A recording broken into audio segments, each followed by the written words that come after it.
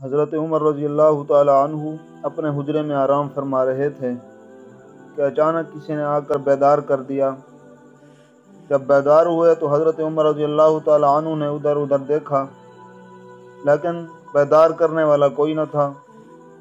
حضرت عمر رضی اللہ تعالی عنہ نے پوچھا، کون ہے جس نے مجھے بیدار کیا؟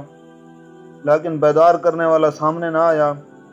حضرت عمر رضی اللہ تعالی عنہ نے دوبارہ جوش سے پوچھا، کون ہے جس نے مجھے بیدار کیا؟ تو وہ بیدار کرنے والا سامنے آ گیا۔ حضرت عمر رضی اللہ تعالی عنہ نے فرمایا، تو کون ہے اور تو نے مجھے کیوں بیدار کیا؟ اس نے کہا، میں شیطان ہوں، میں نے اس لیے بیدار کیا کہ نماز کی جماعت کا وقت جا رہا تھا، میں نے کہا آپ کو بیدار کر دوں۔ حضرت عمر نے فرمایا، تو شیطان ہے، تو نماز سے روکتا ہے، تو نے مجھے کیوں بیدار کیا؟ تو شیطان نے کہا، میں اب توبہ طائب ہو گیا ہوں، میں بھی اب نماز پڑھتا ہوں۔ حضرت عمر نے فرمایا، سچ سچ بتا ورنہ تیری خیر نہیں۔